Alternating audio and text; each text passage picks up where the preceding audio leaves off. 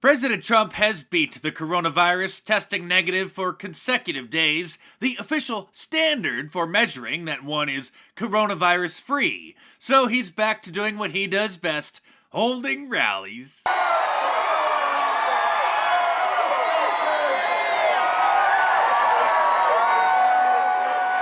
Of course, Democrats are upset about it, and it's part of Jim Acosta's job to follow the president around and annoy him, so he came to the rally in Sanford, Florida, and didn't go unnoticed by the crowd. But Iowa and North Carolina are really states that should be in the bag for President Trump right now.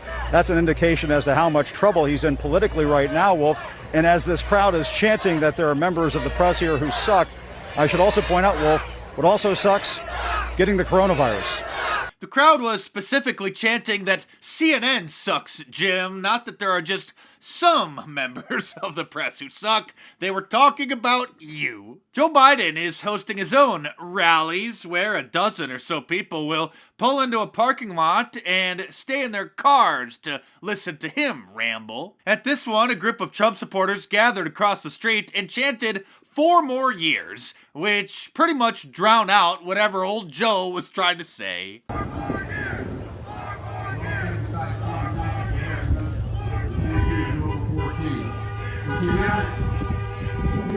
Thanks for that introduction. Poor Joe, he still doesn't know what office he's running for. You know, we have to come together. That's why I'm running.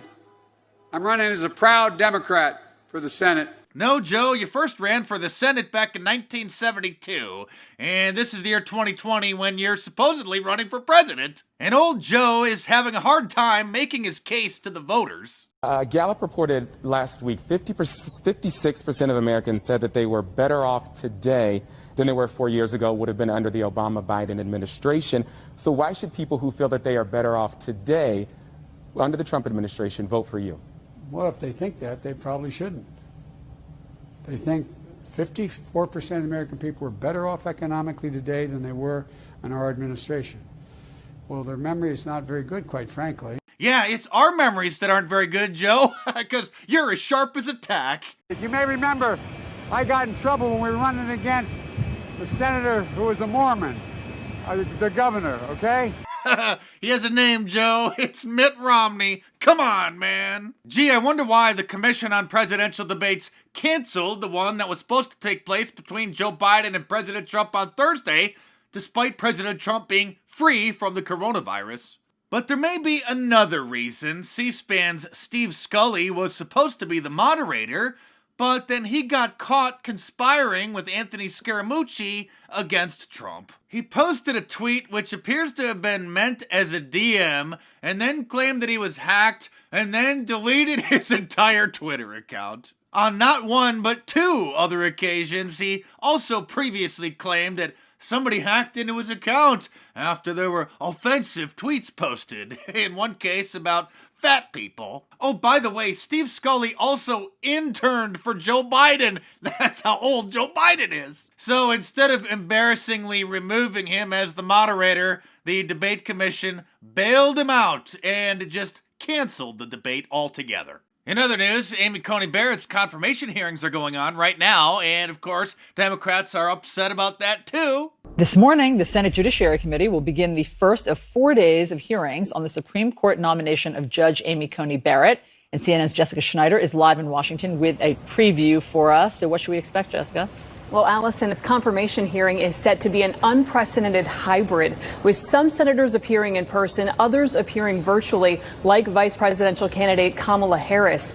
Now, we've learned that Amy Coney Barrett will portray herself as a mother of 7, as a wife, and as a justice who will be in line with the late staunchly conservative Justice Antonin Scalia. She's gonna portray herself as a mother and a wife. I guess that's a big conspiracy too. Of course, if she gets confirmed and, God forbid, Joe Biden wins the election, then the Democrats are gonna go full speed ahead with their plan to pack the court by adding a bunch more liberal justices to offset the current conservative majority. Of course, they're not admitting that because it would motivate more Republicans to get to the polls and vote for President Trump to stop them. They'll know my opinion of court packing when the election is over. Now look, I know it's a great question, y'all, and I don't blame you for asking it. But you know, the moment I answer that question, the headline in every one of your papers will be about that. Other than focusing on what's happening now. I would answer that question, except then the media would talk about my answer. This is about as bad as Nancy Pelosi saying that Congress needed to pass Obamacare so that us little people could then find out what was in the bill. It's going to be very, very exciting. But we have to pass the bill so that you can find out what is in it. And Democrats all got the memo that they are not to admit publicly that they plan to pack the court if President Trump loses. Here's Mr. Potato Head talking with Fredo. Will you give me a yes/no on whether or not your party, if you get control of the Senate, should consider packing the court? I've learned a long time ago not to speak for my party, and you and I both know I think that's alluring us into a false debate. We've got to win the Senate back. We've got to win the presidency. We've got to win enough Senate seats because clearly there's going to be a divergence of opinion on it. So I think we're so far away from that hypothetical on a hypothetical on a hypothetical. And it's so exactly. You don't have any personal opinion on it, Senator? Forget about the party. So yeah, I have a lot of personal opinion. I'm looking forward to a lot of vibrant debates about that, about D.C. statehood, about. Are you open to that discussion? I'm open to winning. I'm focused on winning. I'm tired of my party, Democrats, jumping to debates that are really moot right now. What everybody should be focused on is getting people out to vote. It appears their strategy of not answering the question is backfiring because everybody sees the obvious answer. So they're probably just going to start lying and say, no, we're not planning on doing that. Then if Joe Biden wins, we all know what's going to happen next. Even though Ruth Bader Ginsburg was clearly against such a move. I have heard that there are some people on the Democratic side who would like to increase the number of judges. I think that was a bad idea when President Franklin Delano Roosevelt tried to pack the court. Well, if anything would make the court appear partisan, it would be that.